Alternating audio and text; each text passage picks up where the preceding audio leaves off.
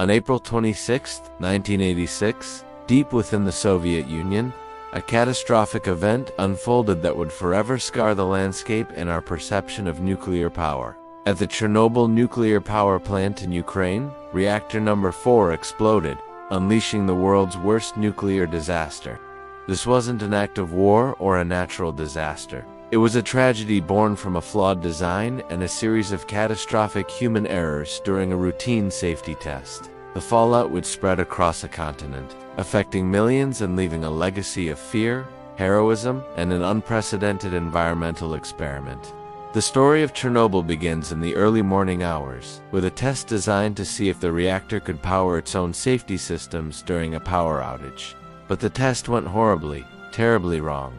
A sudden, uncontrolled power surge triggered a massive steam explosion, blowing the 1,000-ton lid clean off the reactor core. A second, even more powerful blast followed just seconds later, tearing a gaping hole in the building and spewing a geyser of radioactive material into the atmosphere. The reactor core itself was now exposed, burning and melting down in the open air, releasing a poisonous cloud that would drift for days.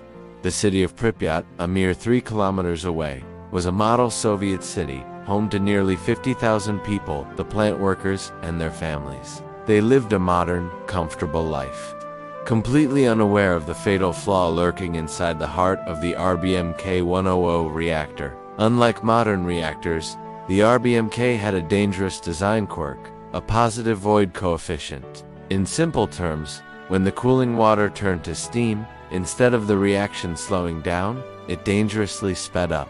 This instability, combined with a cascade of operational mistakes, created a ticking time bomb. The fateful test had been delayed for hours, pushing the complex procedure onto an unprepared night shift.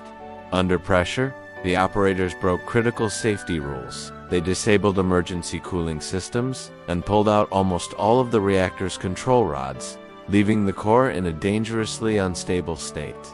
At 1:23 in the morning, they began the test. As power levels fluctuated wildly, a panicked operator hit the emergency shutdown button, known as a Z5. This should have saved them. Instead, it sealed their fate. The control rods had graphite tips. When they were inserted back into the core, these tips momentarily displaced the water and caused a massive, instantaneous power spike. The reaction surged to over 100 times its normal output. In a fraction of a second, the immense heat vaporized the remaining water, causing the first steam explosion that shattered the reactor. A second explosion from built-up hydrogen gas then blew the building apart. The heart of the reactor was now a raging inferno, launching tons of radioactive graphite and fuel into the night sky like a volcanic eruption. This radioactive plume, carried by the wind, began its silent, invisible journey across Europe. The first to face this invisible enemy were the plant workers and the local firefighters from Pripyat. They were the first responders, true heroes, who rushed into the radioactive chaos with no idea of the lethal danger they were facing. They battled the blaze on the roof of the adjacent reactor building for hours, courageously preventing the fire from spreading and causing an even greater catastrophe. These brave men, including Lieutenant Vladimir Provek, absorbed fatal doses of radiation. 28 of them would die agonizing deaths from acute radiation syndrome within weeks. The initial response from the Soviet government was one of secrecy and denial. For 2 full days, the world remained oblivious. It was only when workers at a nuclear plant in Sweden detected abnormally high radiation levels that the truth began to emerge. This delay was deadly. For 36 hours, as the invisible poison rained down, the people of Pripyat went about their lives. Children played outside in the radioactive dust. It wasn't until the afternoon of April 27th that the evacuation order finally came. Residents were told to pack for just 3 days, assured they would return. They never did. Containing the disaster required a monumental effort. An army of over 600,000 workers, known as Liquidators, was drafted from across the Soviet Union. They were soldiers, miners, engineers, and scientists, all tasked with the most dangerous cleanup in history.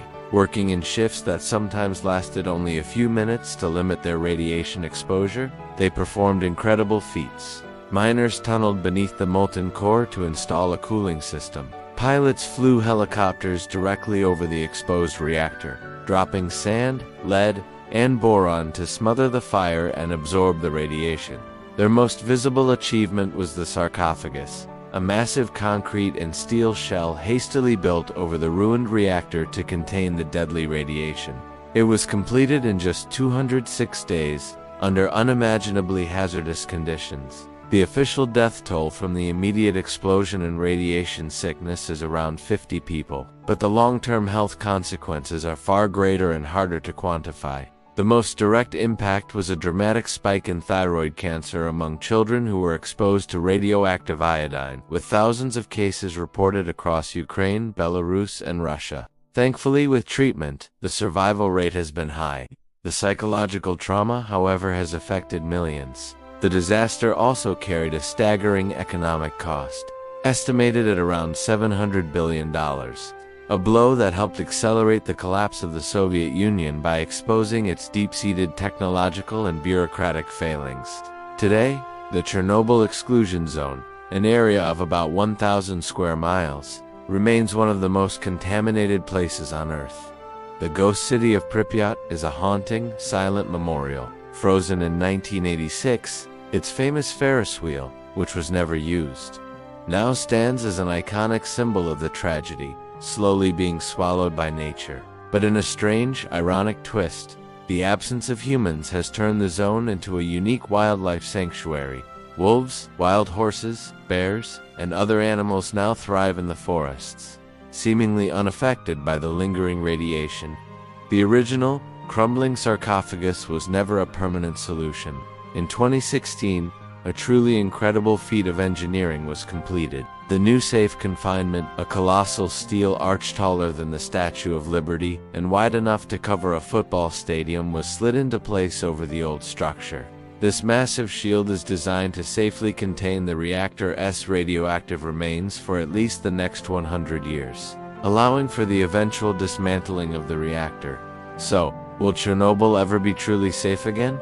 For the most contaminated areas right next to the reactor, the answer is no, not for a very, very long time. Scientists estimate it will take up to 20,000 years for the plutonium in the soil to decay to safe levels. However, some of the less contaminated parts of the zone could potentially be habitable again within a century.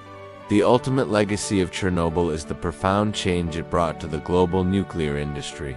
The specific design flaws of the RBMK reactor are a relic of the past. Modern nuclear plants are built with multiple, redundant safety systems, making a Chernobyl-style explosion virtually impossible today. The disaster serves as a permanent, chilling reminder of the catastrophic potential of nuclear energy when human error, flawed design, and a culture of secrecy collide. The ruins of Reactor 4 and the silent streets of Pripyat stand as a monument to that lesson the world must never, ever forget.